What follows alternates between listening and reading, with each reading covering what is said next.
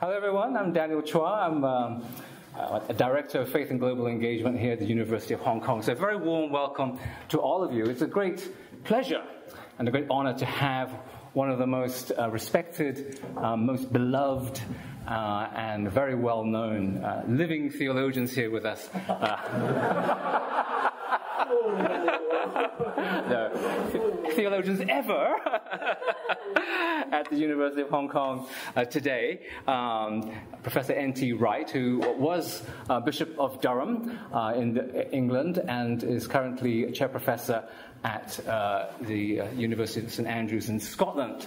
And he's written way too many books for me to recount, both devotional books and academic books. And also he's been extremely busy the last week in Hong Kong, speaking endlessly to very large groups of people. So we're very glad that on his last day, he's come to here, to a more intimate crowd. But this is a really good audience, an excellent audience here. And in fact, they've sent in lots of questions, so thank you for all your questions. And so what Professor Wright has done is to have put these together, and he's going to address them in his talk today. And then we will have about a talk for about 20-30 minutes, and then we'll have more time for you to ask more questions, because I think these are important questions, these very, very big questions. Now, in my fantasy, I've always imagined that the initials N.T. Wright stood for New Testament Wright. I thought his parents must have been Chinese and given him a really meaningful name, right? That it was really truly prophetic, that really describes who he is and what he does. Actually, New Testament Wright, it sort of summarizes, your work, really. It's very good. But unfortunately, his actual name is Nicholas Thomas Wright. So his Chinese, parents were not Chinese. But in my fantasy, it'll still be New Testament Wright. So, ladies and gentlemen, without much more ado, please welcome a great New Testament scholar, expert in early Christianity, and particularly on Paul, Professor N.T., whatever that means, Wright.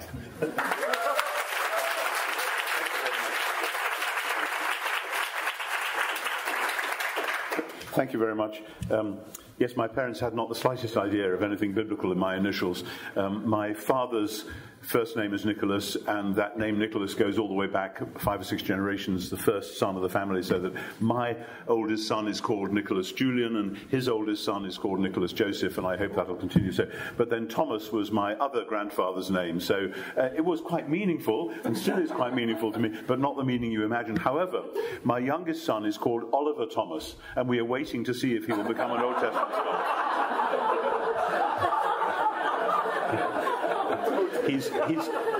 He has actually been a lawyer for the last 15 years, but he is just starting to train for ordained ministry, and he's now learning Greek, and I'm pushing him towards learning Hebrew, so we'll see. We'll see how we go with that. Anyway, it's very good to be with you. This is an unexpected pleasure. I was speaking in the Great Hall last night, one of the originally scheduled lectures that I came to Hong Kong to do, and my friend and colleague Phil Chen suggested that we set up a meeting here today, and I'm amazed and delighted and grateful to those who've worked very hard to make this happen quite suddenly in the space of 3 or 4 days. And I was sent this extraordinary list of questions. Actually, this was just 10. I was sent about 50, and this is a wonderfully random list of questions. And the third one, is love stable? I just wanted to go and read 5 poems and watch a movie and listen to some music. And how can you answer a question like that? But some of these questions are much more up my street, particularly what makes Christianity so special. I wouldn't put it like that, but we'll get there. And then particularly the one about God. And then those last 2, how do we measure success and happiness? And one of the most famous questions in the New Testament, asked by the Roman governor in Jerusalem, Pontius Pilate, when Jesus says, "I've come here to tell the truth," and Pilate says, "What is truth?" And we all know that, as various commentators have said recently, empires make their own truth, and so on and so on. So when I look at a list of questions like that, it's rather like when I get emails, as I do quite frequently, and I wouldn't be surprised if I get 1 or 2 from some of you in the next day or 2, because my email is publicly accessible. I get people who have read or seen something short by me, maybe on YouTube, and they email me. These are usually undergraduates from America, actually, that do this. Maybe you wouldn't do such a thing in Hong Kong. But, Dr. Wright, I saw something you said on YouTube. It was really interesting. And I just have a very easy question for you. What did Jesus mean by the kingdom of God? And I think... So I usually write back and I say, I've written some of these funny things called books.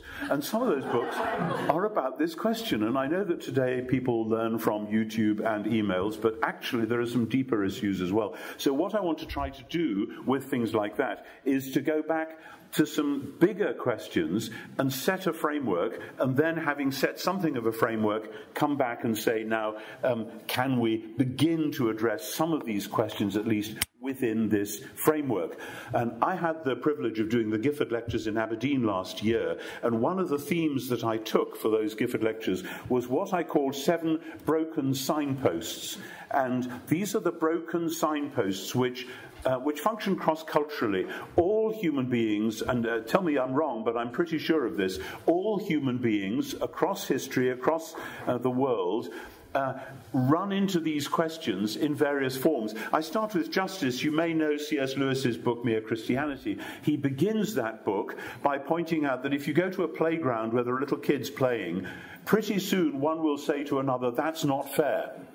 And this is not because they've been taking classes on retributive or restorative justice and want to try these out. It's because they know in their bones that there is such a thing as justice, and if they're not getting it, they're going to shout. And actually, we humans know in our bones, across culture and across up and down society, that there is such a thing as justice, but we find it really difficult. And though we're all in theory signed up to a fair world and a just world, actually the power brokers of the world seem to make that difficult. But actually, again, as with truth, so empires regularly say, we are doing justice. The Romans went around the world saying, we have this thing called justitia, and we're going to give it to you whether you want it or not. And of course, usually people didn't want Roman justice, thank you very much. The justice remains a problem. We all know it matters, but it's difficult to get at. And we all tend to bend the rules in our own case. So that, if I have a speeding fine for driving too fast, then I will quickly call a friend who knows about how that works and see, are there any loopholes that I could wriggle out of paying the fine here? Because that's how we naturally react. We believe in justice for everybody else, and then perhaps in our own case, we might just bend it a bit. And if you've been involved in any court cases, you'll know that's the case. Now, I want to say all these are signposts pointing to the meaning of life, signposts which might even point to some transcendent reality which in some traditions might be called God. And the word God is itself a very contested word. But then I run down this list, and the same thing is true. After the years of secularism, and I take it that in most cultures, secularism has really broken down. People realize that the modernist secular project just doesn't cut the mustard anymore. People are searching for spirituality. People are aware that there is more to life than you can put in a test tube or a bank balance. But what is this spirituality? Does it mean that you go into a different space, like if you take mind-altering drugs or whatever? Or is it something that we can get by some very, very clever IT system where we actually go into a virtual reality and that seems to give us a new depth, a new dimension, whatever? And then many, many people still in the world, despite the denials of secularism, do belong to, in some way, different forms of religion, and sometimes they've heard something on the edge of a conversation. They have sensed a presence which is more than the presence of the other humans around them, and they're not sure what to do with it. We all, I think, know in our bones, again, that spirituality matters, but it can easily go wrong, and it can easily then produce fanaticism, terrorism, whatever, when suddenly my vision of my sort of spirituality has to take over the world, and if that means that we kill you, then that's what we're going to do. Tragically, of course, there have been times, there have been places when Christians have done that as well. This isn't only other religions. Likewise with relationships, we all know that human life is exocentric, that we find out who we are by being in relation with one another. We all know that matters. We all know that family relationships matter. We all know that sometimes one person and the relationship with that one person is something that just makes us so much more than we can be by ourselves, and yet we all mess it up. We mess it up in relations between countries. We mess it up in relations between individuals. We mess it up within families, within schools, etc., within businesses. We all know relationships matter. We have a sense that they are part of the clue to the meaning of life, but we all get them wrong. and go on down the list, you see how the argument works. That these are all signposts to something. We feel them as signposts. We can write books about them and how they work as signposts, but they don't quite work the way we would want to. And beauty is the same. We all know that a life surrounded by nothing but ugliness is a diminished and crushed life. We look at the brutalism of the architecture of the old Eastern Europe, for instance, and we think if you lived in an apartment block like that, you would feel that you were less of a person than if you lived in a well-built, interestingly designed house. Sadly, of course, sometimes that'll cost more money. But we also know that beauty, though it's important in all sorts of ways, it doesn't last. The sunset is so stunning, and then it's dark. And the beauty of a child's face, and I've got on my phone some pictures of my grandchildren. I just love looking at these sweet little faces. And, of course, I know that when they grow up, faces change, and bad decisions that people make produce lines on the face which speak of sorrow as well as spontaneous joy, and so on. Beauty is a signpost, but it doesn't actually seem to work the way we might want it to. Freedom, likewise. Freedom is a word I rarely use. Sang somebody, was it Donovan 30 years ago, 40 years ago? People my age quote pop songs from the 60s, you may have noticed. My students used to mock me because every lecture used to have a compulsory quote from Bob Dylan in it. Still happens sometimes. Freedom is a word I rarely use, said the song, without thinking of the times when I've been loved. Freedom and relationships. But what does freedom mean?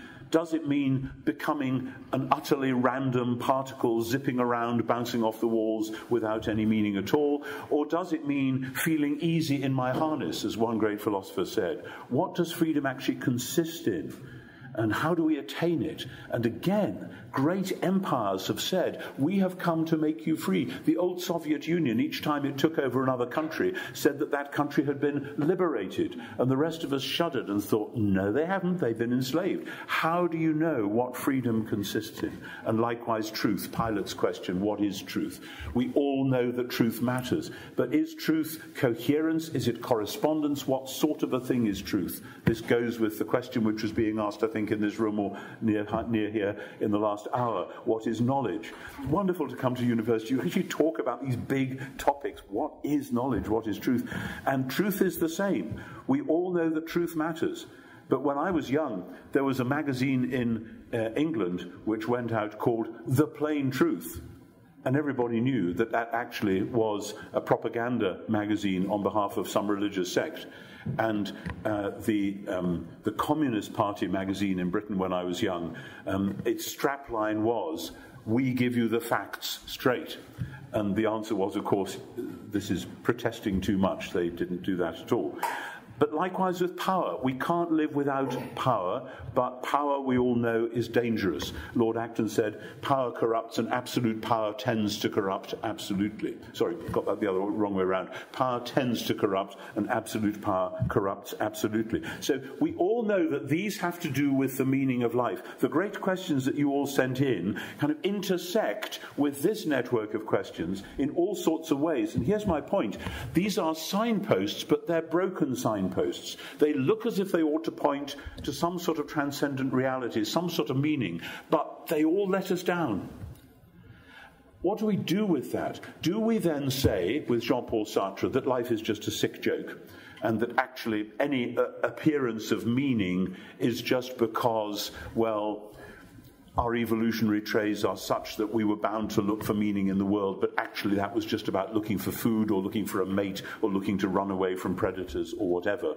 And that's just an illusion of meaning. That's to collapse the world back into the old Epicurean philosophy. It's very interesting. Many people don't realize that what we think of as modern secular philosophy from the 18th century to the present is a modern version of ancient Epicureanism, in which the gods are a long way away, the world just makes itself by atoms bumping randomly into each other, and any appearance of meaning is simply about me trying to make my life a bit less uncomfortable, or possibly a bit more comfortable if you're lucky, and that's the only thing to do, because when you die you die, and your atoms just dissolve, so that, and this is one of the main things that Epicureanism, ancient and modern, was into, so that there is quite literally at death nothing to be afraid of. You see the double entendre there. The great contemporary British novelist Julian Barnes wrote a book called Nothing to be Afraid of, a book about death after his long-term partner had tragically died very young. And it's a very moving book, and it starts with the words, "I don't believe in God, but I miss him." That's a wonderful line coming straight out of the postmodern moment, which says, well, of course, I'm a modernist, secularist Briton, so I don't believe in God. But actually there is a yearning. There are these broken signposts, and we feel as though they ought to point somewhere.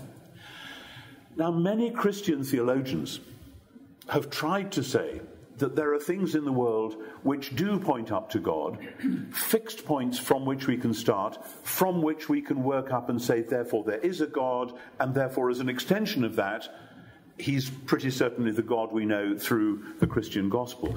I don't think that works. I mean, pragmatically, I don't think it works. And I think actually methodologically it's bad theology as well. But there's a different story to be told. Because when you're faced with this kind of set of puzzles, not least also the puzzles that you set me, it's wonderful. How to peacefully embrace death. My goodness. Dylan Thomas, do not go gentle into that good night, etc. What is the best state of existing? Obviously, it's to be a student at Hong Kong University, but we can leave that question out of consideration.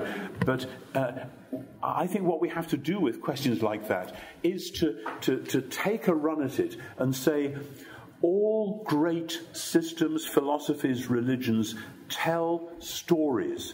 Stories which were at a discount during modernity have made a comeback in postmodernity. We all know that life is to be narrated. We read novels, we watch movies, and we tell the story of our own life this way and that.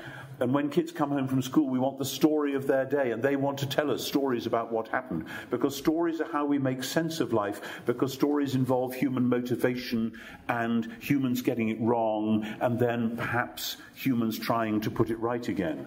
Christianity classically tells a story of why all these are important, of why they all go wrong, and it announces that something has happened which has launched a new world in which those wrongs can be righted. And it invites us to join in and share in this positive project. Christianity invites us to be justice bringers, spirituality engagers, relationship people, love, beauty generators and celebrators, freedom lovers, truth seekers, and, with some important distinctions, people of genuine power, as opposed to the bullying, corrupt kind that we all know too well. How does that work? At the heart of the Christian faith, there is a story about one individual on whose shoulders the weight of a great tradition seemed to rest, a tradition of the Jewish people, a 2,000-year tradition of a belief which had refused to die despite all the attempts of the world to crush it, that there was a God who had made the world, and that even though the world was a mess, this God had a project to sort it all out. And this man, Jesus of Nazareth, it happened to him as 5 centuries earlier Socrates said would happen to somebody who genuinely told the truth and modeled it. He was executed in a brutal fashion. And the extraordinary thing about Jesus' crucifixion is that you can't argue from those 7 up to God, but when you look at the story of Jesus' crucifixion, the way it's told in the Gospels, it's all about justice denied. It was a kangaroo court verdict. About spirituality crushed. Jesus said, "My God, why did you abandon me?" About relationships that had gone wrong. One of his friends betrayed him and another one denied him. About beauty turned into horrible ugliness. It's a terrible, shocking story. About freedom denied in the way that the Roman Empire knew too well. About Pilate mocking at the very idea of truth. And about the utter corrupt use of power. Jesus himself had said, the rulers of this world do power by bullying and bossing and knocking people about. We're going to do it the other way, he said, because the Son of Man himself came not to be served, but to serve and to give his life as a ransom for many. And at the heart of the Christian story is the ultimate broken signpost, which is the figure of the cross. The sign that you can't argue up from those and reach a nice conclusion, therefore there is a God, and that's why all these things matter. But that at the heart of this narrative, we have a picture of a God who comes down to the place where the signposts got broken and takes that brokenness upon himself. I suspect that most people thinking about Christianity in the modern world or postmodern world haven't really ever thought round those issues in that way. I suggest it's a really good way to do it, to start. Because out of that generate meaning and vocation and knowledge. Now, each one of those will be a subject for an entire course, but let me just try and summarize, because these then go back into your excellent questions, and then we'll move to some Q&A, and you can press me on these if you like. Meaning. What is the meaning of life?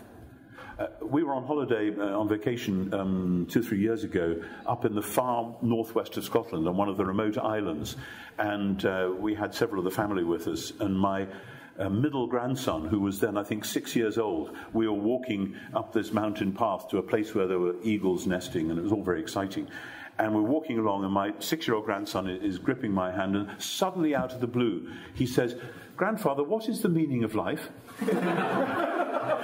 And it was one of those terrible moments where the whole of the rest of the party looked as though to say, "Well, you're the bishop, you should know."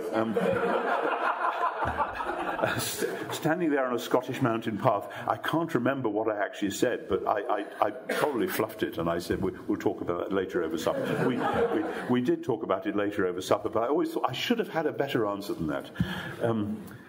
But because you're not my grandchildren, I can give you the more highfalutin answer, very briefly. What is the meaning of being human? The meaning of life? The meaning of the world has to do, from a Christian point of view, from the point of view of that story of Jesus and his cross, and the fact that after his crucifixion, God raised him from the dead in order to be the beginning of his justice project, his truth project, his new way of power, the new life of beauty, etc. All these things come back in a new form. That gives to the whole world a sense of meaning which it can't have by itself, because you just end up with the broken signposts. But suddenly, when you put it in this larger framework of a generous creator who is also the God of self-giving love, then suddenly the life of the world gets all sorts of dimensions of meaning. And within that, the human being gains a particular very interesting meaning. In the Bible, it talks about humans being made in God's image. Now, theologians have argued for years and years and years about what that means. Is this that our imagination means we're like God, or that our memory means we're like God? No, it's not that at all. In the beginning, the book of Genesis describes the creation of heaven and earth in a wonderful poetic fashion as the description of the creation of a temple. I don't know how much you know about temples, but temples in the ancient world and many in the modern world are places where heaven and earth, where if there is a sphere of the gods and if there is a sphere of our world, this is where they meet. So that when you go to the temple in Jerusalem, if you're an ancient Jew, it's not as if you're in heaven, you really are in heaven. The two spheres intersect at this point. If you find that difficult to imagine, it's because our contemporary Epicurean culture has heaven a long way away and by definition doesn't intersect. And it's time we actually named that for what it is. That's one philosophical option among many, and it's not a very smart one, actually. But the point about the temple is that heaven and earth overlap there. And at the heart of the temple, in the ancient world, a pagan temple, you have an image of the god. And the image is there in order to tell the world all around who the God is, and in order to channel the worship of the world all around back to that God. That is the imaging. I say to my students, it's like an angled mirror, so that the light can come out into the world and the worship can come back to God. One of my students said to me the other day, it's not just reflecting that's going on, it's refracting, because the mirror gets changed in the process, like a prism. And this is the meaning of being human in the Jewish and the Christian tradition. And in both of those traditions, that then runs into those 7 problems again. That if that's what we're for, we really seem to have messed it up so badly that atheism becomes a really live option in the modern world. People say, well, if that's what God looks like, don't want it, thank you very much. But, again, in Jesus, we see, and the early Christians insist on this, he is the image of the invisible God. When we look at him, we see who God is. Because when we look at Jesus, we see this extraordinary force of creation, but it's not a force of bullying or bossing about creation. It's the force of utter love. And the meaning of human life is, as St. Paul says at one point, to be renewed in knowledge according to the image of the Creator. But what's on offer in the Christian gospel is that by coming and sharing the worshipping life of Jesus' followers, and by believing in him and inviting his Spirit to come and transform us so that we are refracting and not just reflecting, we become genuinely human beings. And then we face the challenges of the world which is denied justice, the world of ugliness, etc. And that's why the Christian project has always mattered. It's why Christians from the beginning, from very early on, as well as worshipping, as well as praying, as well as telling people about Jesus, they were looking after the poor. They were building schools and hospitals and orphanages and things. They were doing this in the 2nd century when they were mostly very poor. And they've been doing it ever since. Because something about the Christian project, as Jesus said in the Sermon on the Mount, blessed are the merciful, blessed are the peacemakers, blessed are the people who are hungry for justice, blessed are the people who look at that list of broken signposts and say, we who follow the Jesus who has the greatest broken signpost, the cross, it's our job to be working at these because God is doing new creation and one day that new creation will be complete. So that's meaning and vocation in one. That there is the category of vocation is very interesting. As a bishop, I've had often to interview people about what they're really supposed to be doing in their lives, what God is doing in their lives, and how they can find their way forward. And I'm sure that an academic community is full of that question again and again. What's my life really all about? What should I really be doing? People wrestle with that. And that's a good thing to do, to wrestle in prayer. Some people know from day one what they're meant to do. One of the great philosophers of our age, Nick Walterstorff, formerly of Yale and before that of Calvin College. I got to know Nick well some years ago, and I once said to him, Nick, when did you first know you wanted to be a philosopher? He said, first day of classes. So I sat there thinking, this is what I'm going to do with my life. That sometimes happens. Some people, sadly, wrestle for years and still feel they've not quite got it right. But vocation for the Christian comes from within that wrestling with the broken signposts. Here are the things which we all know matter. Here are the gifts that I've got. How can God, in his generous love, use my generous love to address some little bits of some of these? And in the middle of that, the academic vocation, obviously, truth is really going to matter. Which brings us to knowledge. I am a follower, to this extent, of the great Catholic philosopher Bernard Lonergan, and Lonergan wrote a lot about the epistemology of love. And I'm not a great student of Lonergan, but I understand it like this. When I was growing up, people talked about knowledge as either objective or subjective. And if it was subjective, that might be important to you, but it wouldn't necessarily be important to anyone else. Typical modernist reductionism, it's true for you, but not true for me, whatever. But when we actually know something, it seems to me something is going on which transcends the objective-subjective divide. Because if it is genuine knowledge, then it respects the thing known, or the person known, or the truth known, and wants it to be itself. Love wants the other to be who or what they really are. Otherwise, it isn't love, it's lust. It's collapsing that other being, that other person, whatever it is, into an image of my hopes and fears and desires. But if it is genuine knowledge, it isn't just a distant, cool appreciation seen from the other side of the street. Oh yes, that's such and such over there. If it's love, it's a genuine engagement. So simultaneously wanting the other to be what it really is, or who they really are, but simultaneously taking delight in that otherness. I mean, that is a way of growing as humans. And from a Christian point of view, it's growing into the reflective image of God. The God who in creation says, let there be. The God who wants us to be us, and not simply to be puppets with him pulling the strings. So, meaning, vocation, knowledge, all within the project of new creation. The project which, in the Christian Bible, was focused on the story of Jesus, and will be focused on the story of Jesus until we are promised God will make the whole world anew. God will do for the whole creation what he did for Jesus on Easter Day.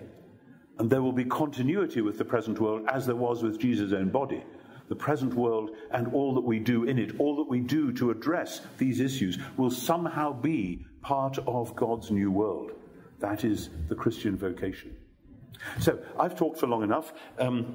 These are my somewhat random thoughts, having just seen your questions, and I have tried to not to answer them all, but to give answers to several of those. And if you would like now to pick up what I haven't quite said, either on those or on some other issues, please feel free to do so. We have half an hour or so for that.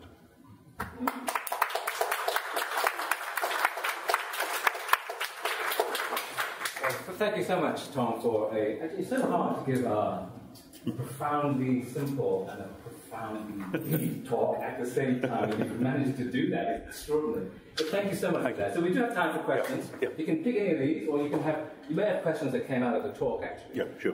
And so we do have three rules, with A, B, and C. A is please be articulate, and normally we would have a mic to bring around, but I think you have mics in front of you on your table. So please at least say your question very clearly and loudly so we can all hear it, because it's important. So please articulate, A.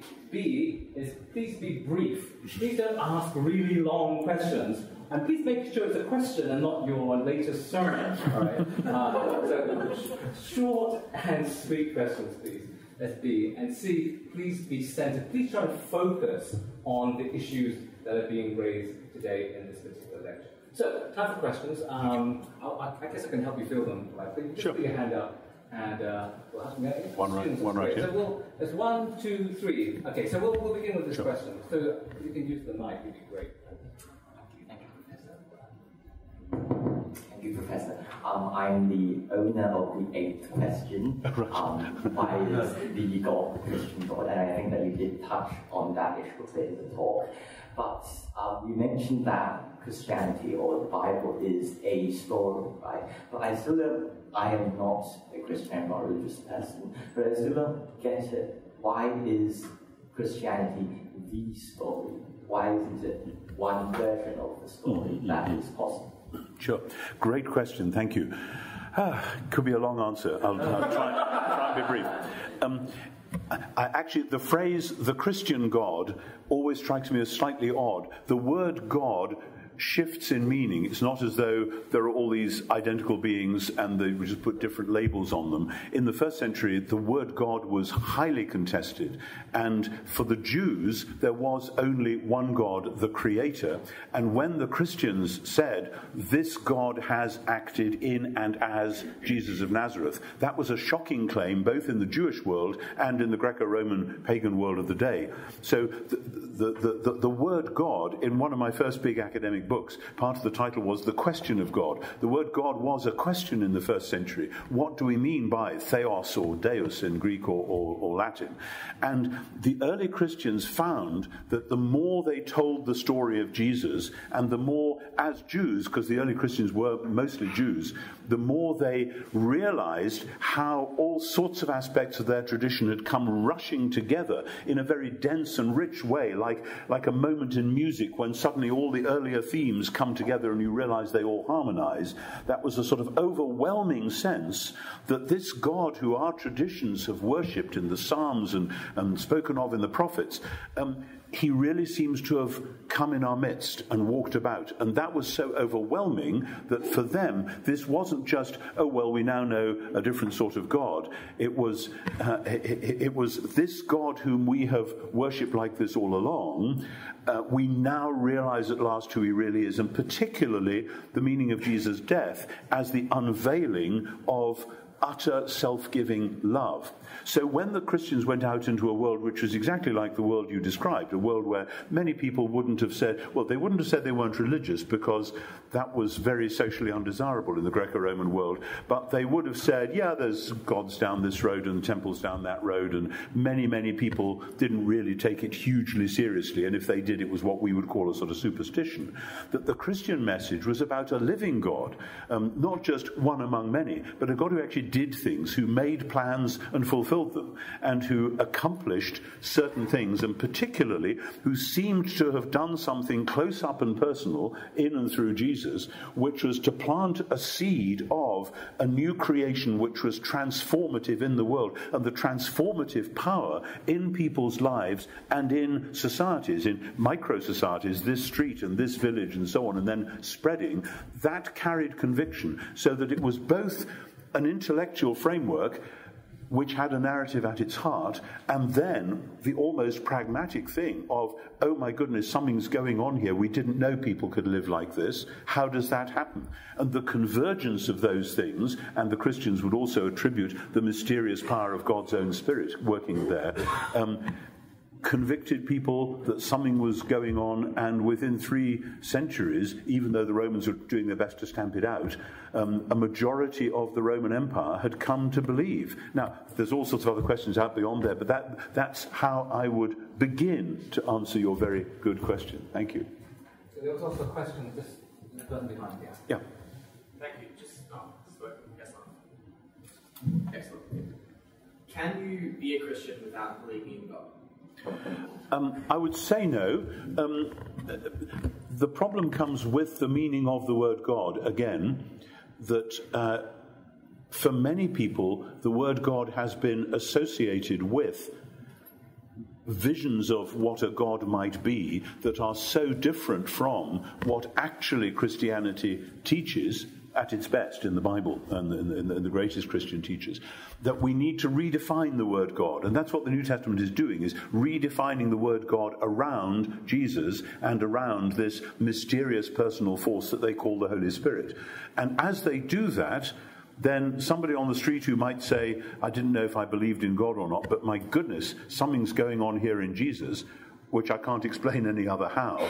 So then you have to sort of put the word God into the melting pot and say maybe it has different meanings. Is that making sense to you, or is maybe not? That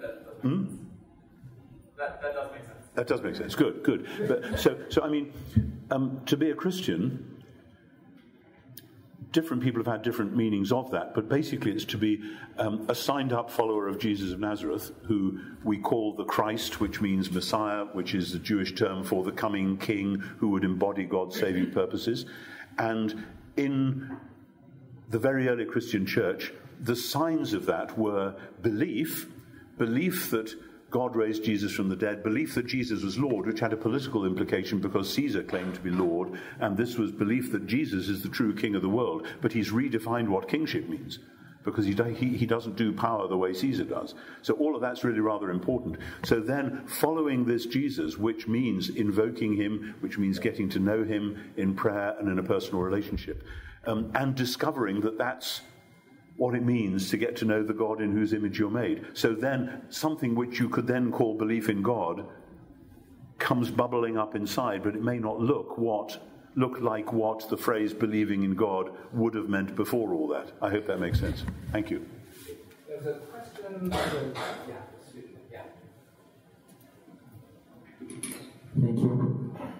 Thank you, Professor Wright. And my question is about the relationship between religion and the national culture. And in your case, is Anglicanism to some extent built primarily on the English national sentiments regarding the English national experience of God and Jesus Christ?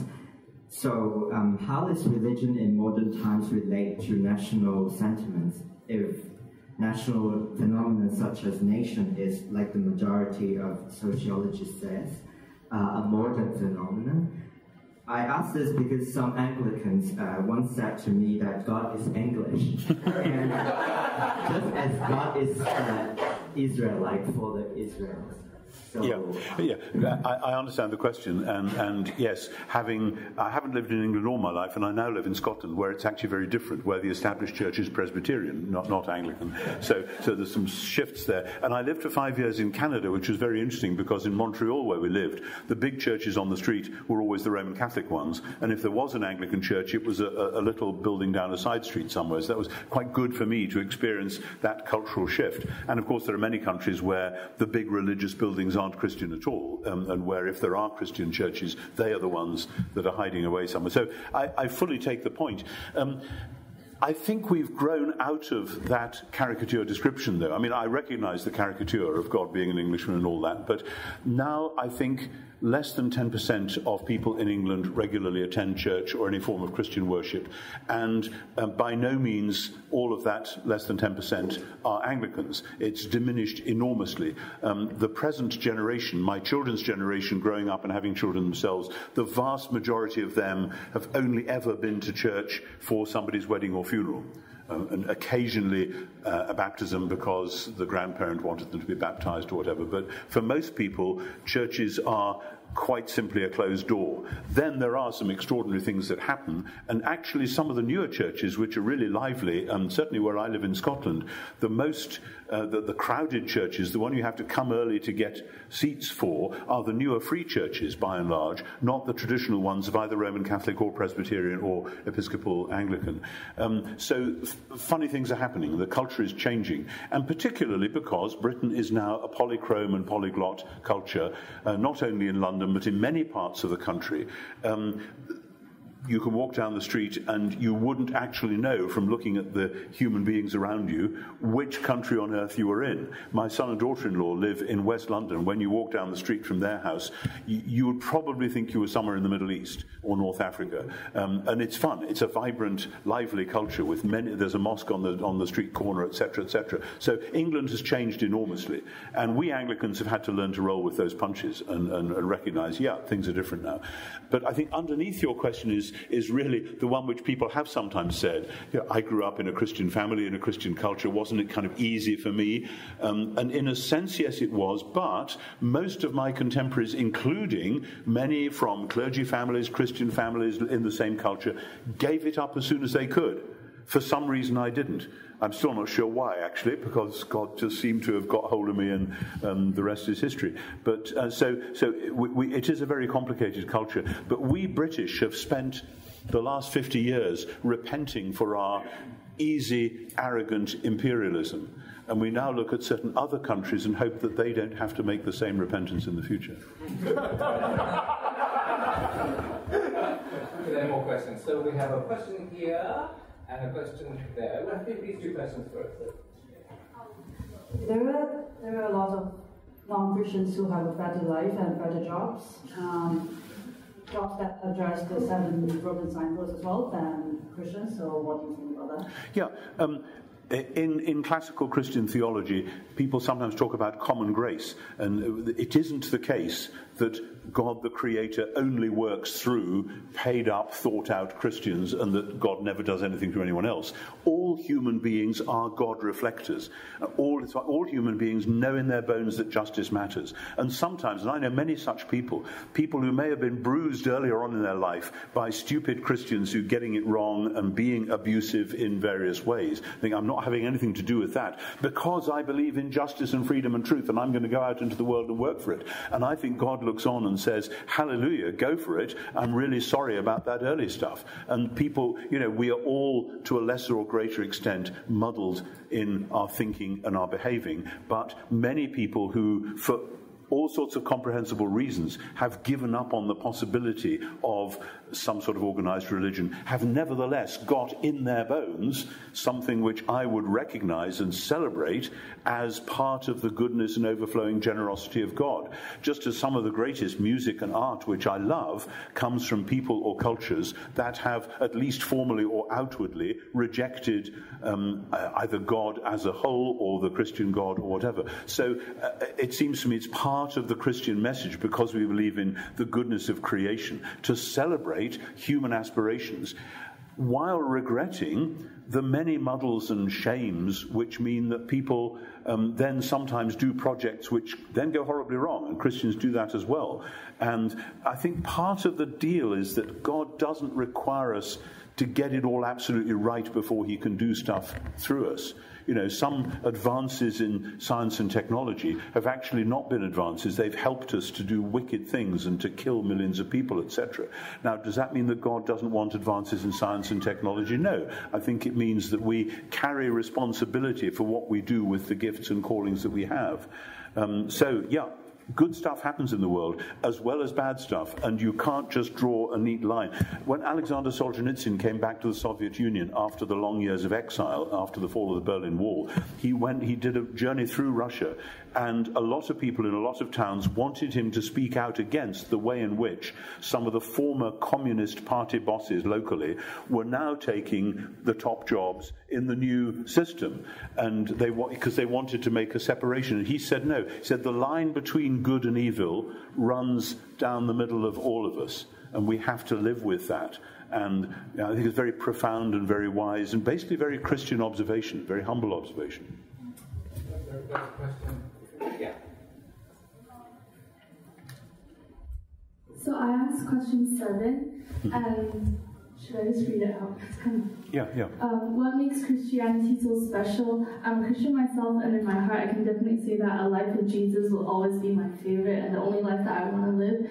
But what proof is there for other people that a life with Jesus is the best life to live? Yeah. And the reason why I asked this question is because recently I've been introduced to the Baha'i faith, and actually my whole life I've thought that Christianity is the only best way to live, because through that, I have a relationship, a personal relationship with God.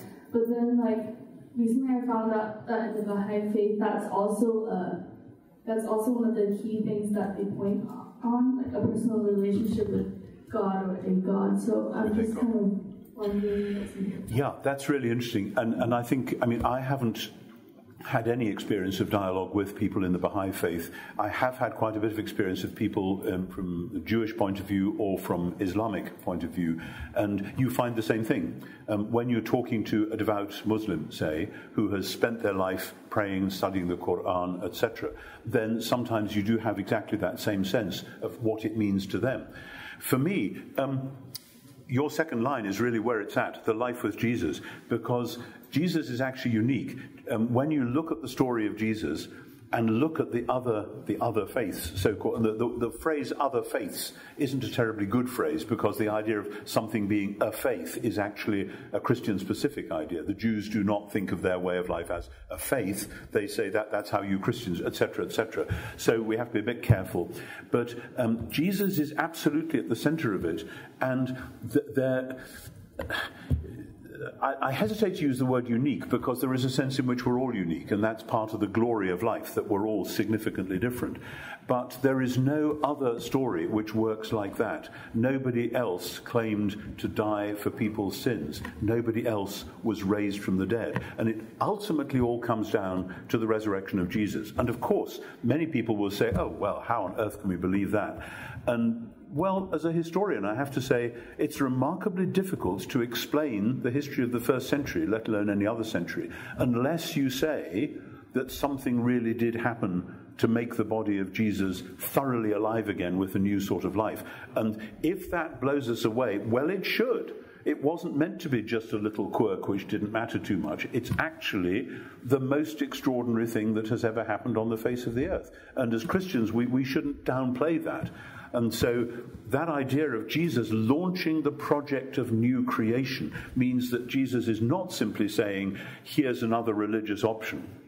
In fact, he precisely isn't saying that. He's saying, here's an entire way of life which is launched and which will address the problems of the world and the problem of your own life, and which, because it goes through death and out the other side, has the promise of new creation, the other side of our death, the other side of the demise of the present creation. I think the problem comes, though, with the word proof. That in our world, particularly in an academic world, we always want proof. And the most important things in life are unprovable. Love is unprovable. Beauty is unprovable. And if we say, I want to prove that this painting is the most beautiful painting in this museum or whatever, why would you want to do that?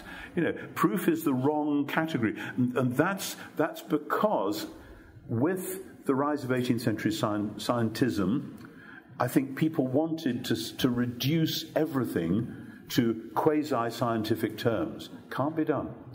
Science does an amazing job at what it does, but it can't actually address my 7 broken signposts for a start. Thank you. Great question. Other questions? So there's a question here and here and here. These 3. I'm just students. I've been doing a lot of students, but getting to the non-students. Okay. Hi, thank you for your talk. I find the term life with Jesus very interesting. As Jesus lived over 2,000 years ago, I was wondering, how can someone have life with someone that lived so long ago? Great question. Part of the answer is, from the Christian point of view, Jesus was raised from the dead. Something that hasn't happened to anyone else. And this doesn't mean that Jesus' soul went to heaven or something like that. Very specifically doesn't mean that. The word resurrection is about new embodied life. Now, that's a problem for us because new embodied life, where is the body? And within the Jewish world, as I said, thinking about the temple, thinking about the overlap of heaven and earth, the Jewish world from the beginning, and to this day, the wise Jewish thinkers will say, in their cosmology, heaven and earth overlap. And ideally, they are made for one another. So that Jesus is alive and can be present to us and is present to us. And it's the normal, one variation of how Christians normally talk about their Christian experience, is the sense of Jesus as a living presence with us.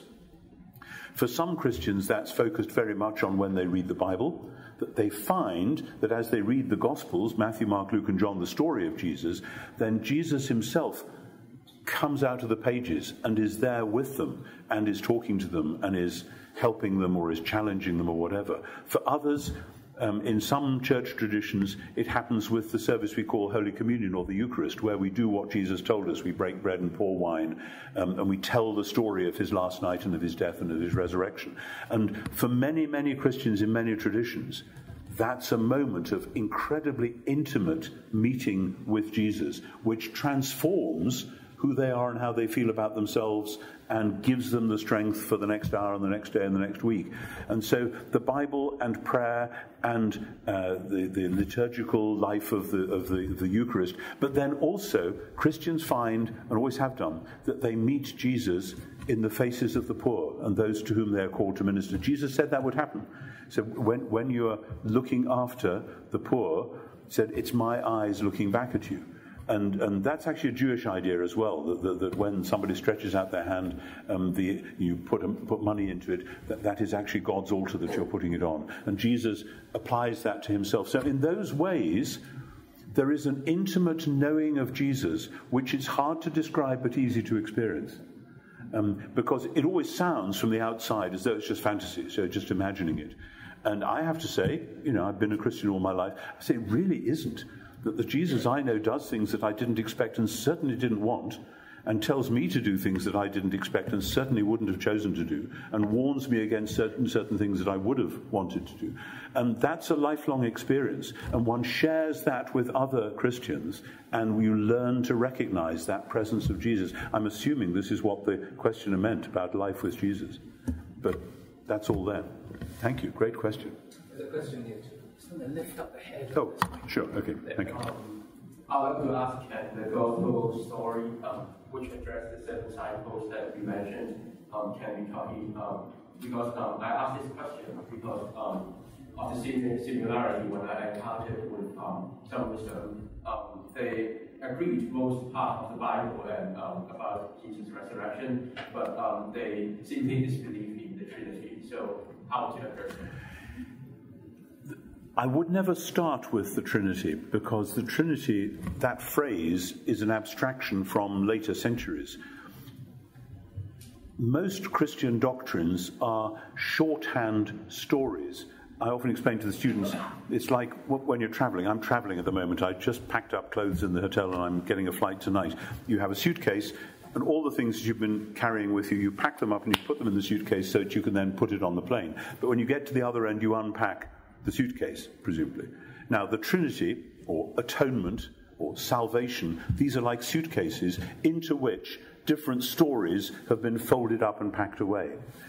The word Trinity is a suitcase which holds this story, which is that there is a creator God who called Israel to be his people for the sake of the world, and at the climax of Israel's story, sent his own son, or if you like, came in the person of his son, and that having done what had to be done in his death and resurrection, he then sent his own Spirit so that the achievement of his son could be implemented through his people in the world.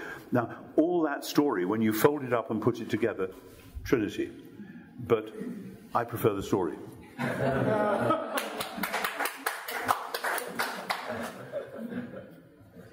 This question here. Yeah, I guess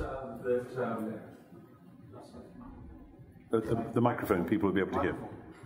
Yeah. I guess my question could probably be answered by go read, surprise by hope. But it's the reconciliation of love and justice, and how do we answer the question of the loving God sending millions to hell? We would answer that by looking at what the Bible actually says about ultimate destiny. And the idea of, quote, sending millions to hell, unquote, actually is not something which you find the Bible banging on about. Clearly, God gives human beings responsibility, and part of that responsibility is for who they will worship. The challenge of worship is the challenge of whether you're going to be a genuine human being or not. And if people choose not to worship the God in whose image they are made, people have the responsibility and, as it were, the right to do that.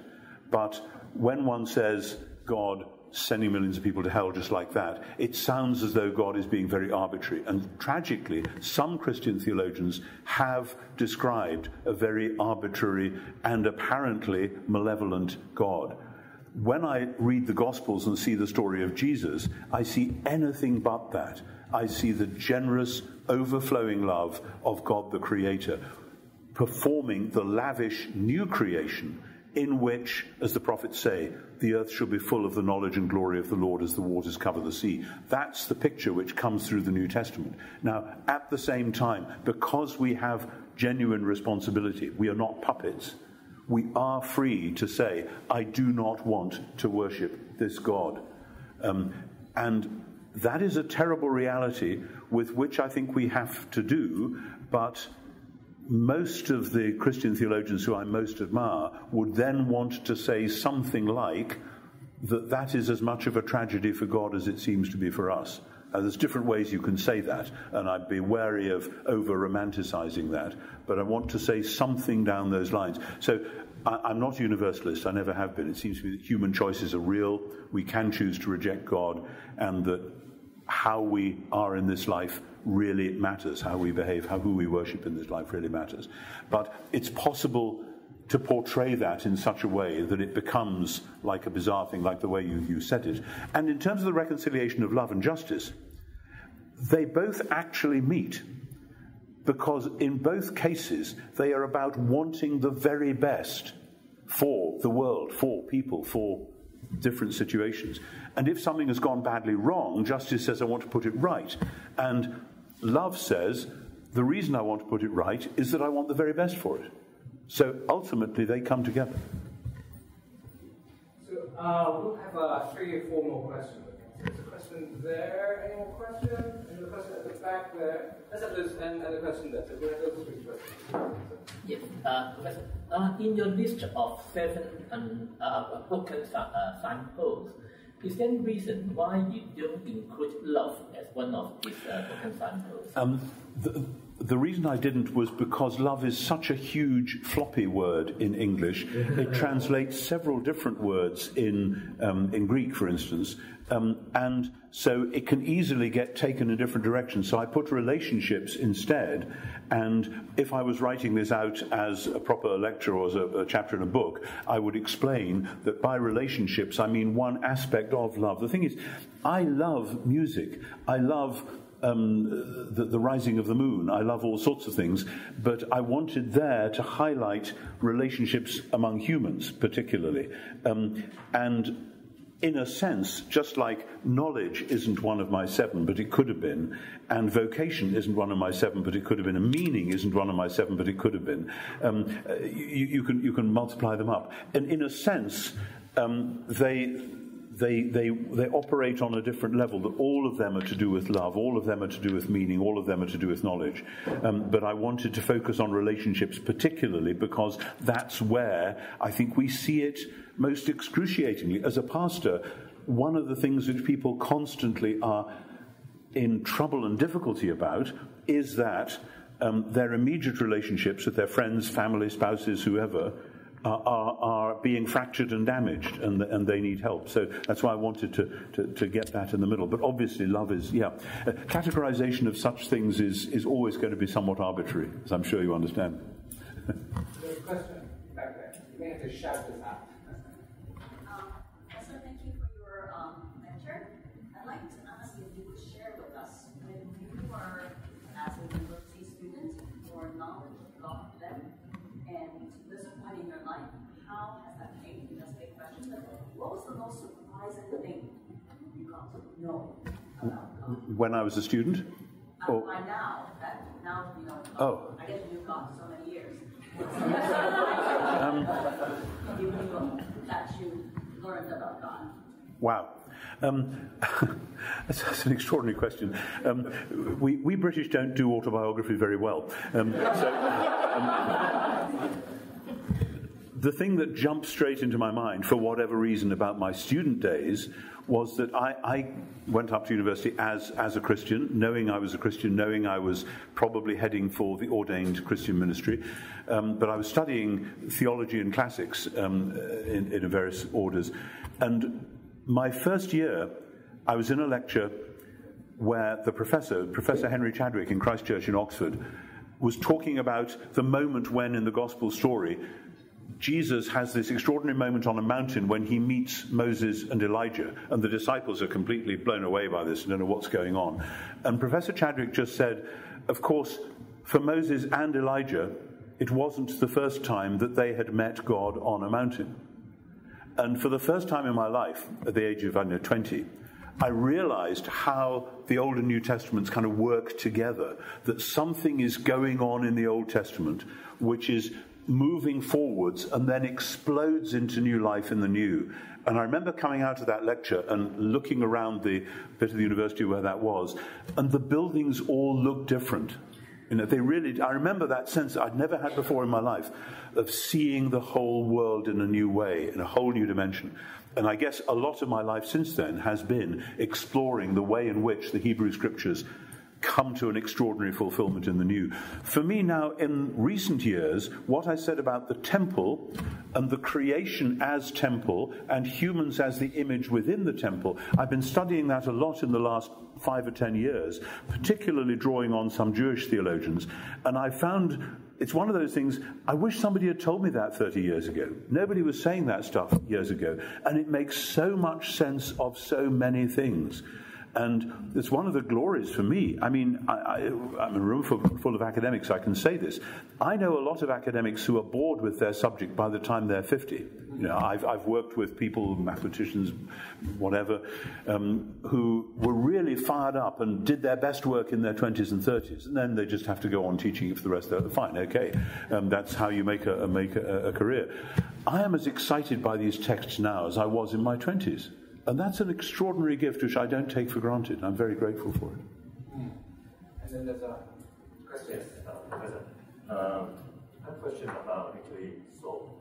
Yeah. Okay. Yes. Just one. May I ask, were you in the lecture last night?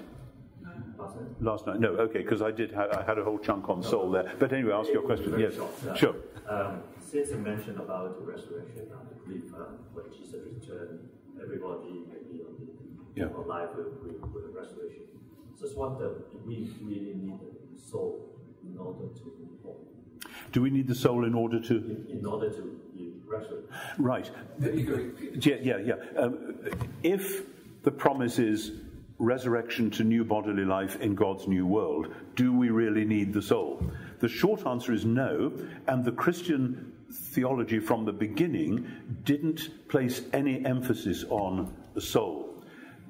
There are two quite different things going on here. One is the Platonic vision of a soul, which comes through from Plato's dialogues like the Timaeus and so on, and in the first century particularly comes to expression in Plutarch and in Philo, where the soul is an immortal something, don't know what to call it, a substance, but it's not a material substance, or probably not, though the Stoics would have had it as a material substance of sorts. But anyway, the soul is an immortal something which comes into humans and then after death, because it's immortal, will go on. The body stops, and it's a way of talking about personal continuity after death. The early Christians, when they used the word psyche, the Greek word psyche, they regularly were referring to the Hebrew term nephesh, which is more life. So then the question comes, if you don't have an immortal soul, where are you between death and resurrection? And I think, though the early Christians aren't particularly bothered about that question, we are very bothered about it in our culture, but they weren't.